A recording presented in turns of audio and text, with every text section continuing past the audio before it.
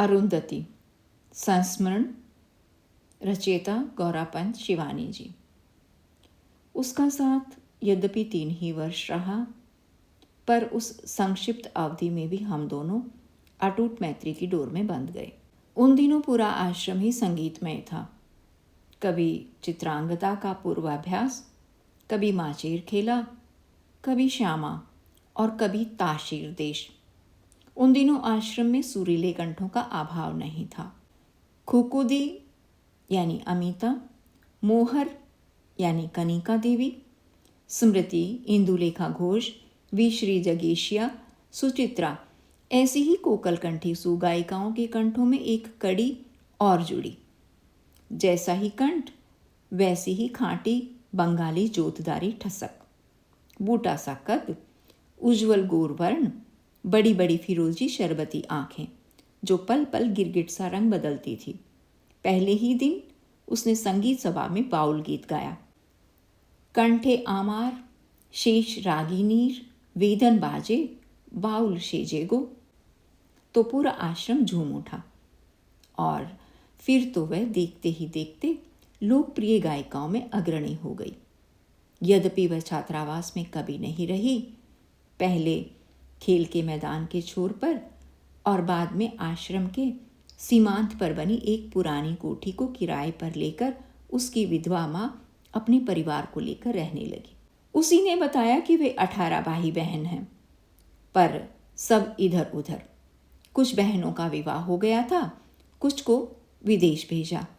वे परवासिनी बन गई थी। बड़े भाई की मृत्यु हो चुकी थी। केवल 2 भाई गोपाल और बादल आश्रम में शिक्षा प्राप्त कर रहे थे।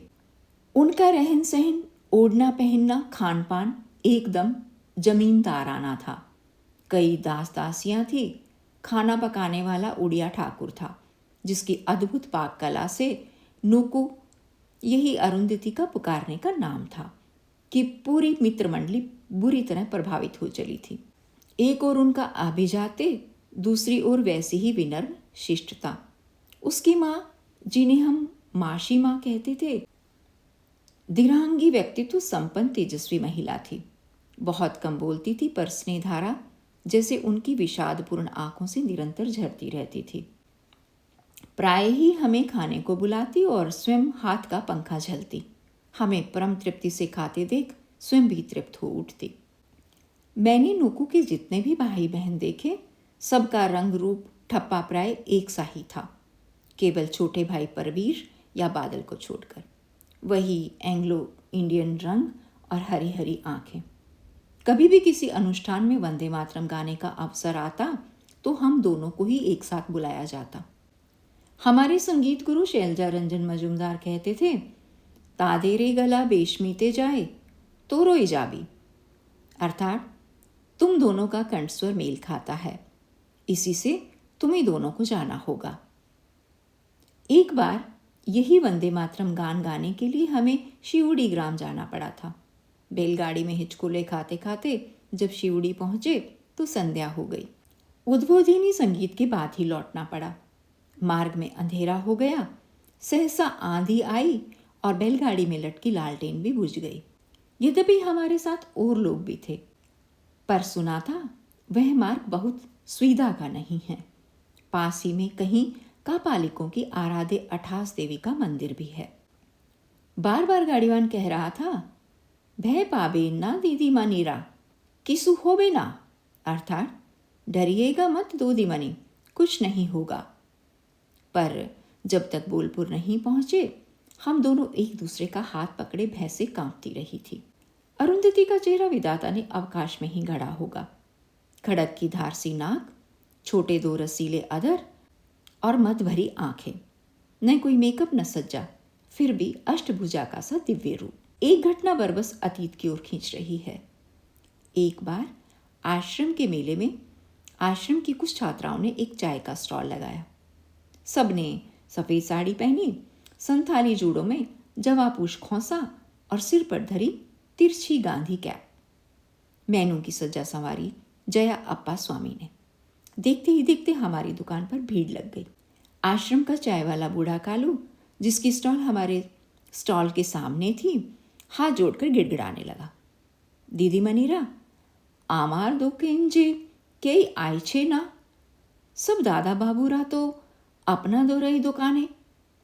अर्थात दीदीमणि, मेरी दुकान में तो ग्राहक फटक ही नहीं रहे हैं, सब दादा बाबू तो आप ही की दुकान पर जा रहे हैं। हमने उसे आश्वस्त किया कि हम अपनी दुकान 4 बजे ही उठा लेंगे, कोई नहीं आया तो हम सब छात्राएं उसी के स्टॉल पर खाकर उसकी क्षतिपूर्ति करेंगी। एक तो हमारे स्टॉल पर वे सर्वथा नवीन स्वाद वाली सामग्री प्रवेशित हो रही थी जो बंगाल की जीवा के लिए अभिनव थी। इडली वड़ा, उधर उत्तर प्रदेशी समोसे, बिहार का तिलबुग्गा और अनारसे। सर अकबर हैदरी भी हमारी दुकान पर पधारे तो उन्हें एक समोसा खिला हमने 10 रुपये उगा लिए, वह भी तब जब इकन्नी में मसाले से ठसा ठसा समोसा अन्यत्र उपलब्ध था। मृणाल दी यानी मृणालिनी साराभाई, बूढ़ी दी यानी नंदिता कृपलानी, दक्षिण को लीला एप्पन, चकर चकर चहकने वाली चेटी, चीन की मारी बाग, सब परिवेशनियों के लिए फौजी अनुशासन में खड़ी थी। जिस मेज में मैं और नुक्कू थे, देखा उसी और एक अपरिचित जोड़ा चला आ रहा है। अरूप सुंदरी यौवन क्रांता छरहरी कनक छड़ी सीता रोनी और उतना ही काला कदम्ब बोना सा सहचर। मैंने नुक्कू के कान में फुसफुसा कर कहा, आई देख नुक्कू, ब्यूटी एंड बीस्ट। वह हंसकर चुप रही। दोनों हमारी मेज पर बड़ी देर तक खाते बतियाते हंसते खिलखिलाते रहे। फिर उस व्यक्ति ने नुक्कू को बुलाकर कहा, आई नुक्कू, बिल नहीं आए। मैं चौंकी। तब क्या वह इन्हें जानती थी? पर तब ही उसने बड़ी दुष्टता से हंसकर मेरा हाथ पकड़ उन दोनों के सम्मुख खींचकर कहा, जानो छोट दी, अमार बंधु तोमादीर की बोल छे, ब्यूटी एंड बीस्ट। मैं लज्जा से कट कर रह गई।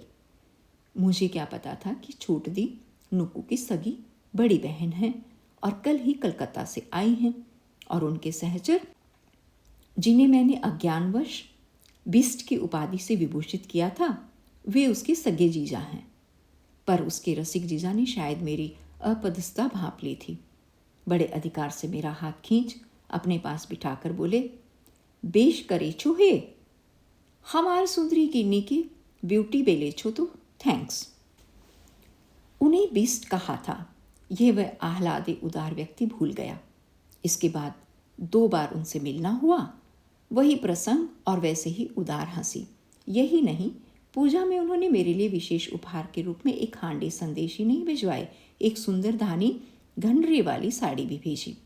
साथ में था एक पत्र, ओहे शालीर बंधु, ए साड़ी तो माँ की खूब मान आबे, आमादेर भालमाशो निमो, ब्यूटी एंड बीस्ट। अर्थात, अरे साली की सखी, ये साड़ी तुम पर खूब हवेगी, हमारा प्यार लो, ब्यूटी एंड बीस्ट। आज भी वह स्नेहप्रवण चेहरा याद आते ही अपनी बचकानी उक्ति पर लज्जा आती है। छोट दी अभी भी आश्रम में है, जमाई बाबू नहीं रहे। वही 2 वर्ष पूर्व नुक्कू ने मुझे मुंबई में मिलने पर बताया था। वह अपने पति प्रसिद्ध फिल्म निर्देशक श्री तपन सिन्हा के साथ जसलोक में अपनी बाईपास सर्जरी कराने आई थी। अंत तक शल्यक्रिया नहीं हुई। अस्पताल के व्यवहार से वह शुद्ध होकर मेरे यहाँ चली आई और दिन भर हम दोनों ने साथ बिताया। कितनी बातें की, कितनी ही अनकही रह गई। अरुंधति ने अपने जीवन काल में ही प्रचुर ख्याति बटोरी थी। अपने स्वयं चलचित्रों के माध्यम से, अपने अपूर्व अभिनय द्वारा, गायिका के रूप में और यात्रिक शुदित पाषाण, महाप्रस्थानेर पथे, छुट्टी, गोपाल आदि चलचित्रों की निर्देशिका के रूप में। देखना, कभी तेरे किसी उपन्यास पर भी फिल्म बनाऊंगी, पर हिंदी तो आता नहीं, तो ही बांग्ला में सिनॉप्सिस बनाना। यही कभी माणिकदा सत्यजीत रे ने भी कहा था, किंतु मन की मन में रह गई। मेरे उपन्यास धरे ही रह गए। नुक्कू चली गई। जब उसे बंबई में देखा तो धक्का लगा था। कहाँ गया वह रूप, वह रंग? जब आश्रम के असंख्य छात्रों के हृदय वह अपनी फिरोजी आंखों की चिलमल में दाबे गौरवान्वित मराल गिरवा उठाए राजमहिषी की सी चाल में घूमती थी। मग्न दंत पंक्ति, काल धूसर गोरवरण, जिसकी पिताभा आभा पर सुदीर्घ व्याधि ने स्याही सी फेर कर रख दी थी। कौन कहेगा ये कभी आश्रम की सर्वश्रेष्ठ सुरसुंदरी के रूप में जानी जाती थी। ठीक ही कहा है शायद, माँ कुरु धनजन यौवन गर्भम हरति निमेषे कालः सर्वम। बहुत पहले पाक्षाघात का एक सशक्त झटका उसके पैरों में भी अपने कुटिल हस्ताक्षर छोड़ गया था। देख दीश तो पायर की दुर्व्यवस्था, अर्थात देख रही है पैरों की कैसी दुर्व्यवस्था हो गई है। मेरी आंखों में आंसू आ गए। एक बार उसकी सज्जा करने में जुटी गोरी दी नंदलाल बोस की बड़ी पुत्री ने मेरी ही उपस्थिति में कहा था, आहा एके बारे मुगल ब्यूटी, अर्थात आहा एकदम मुगल ब्यूटी।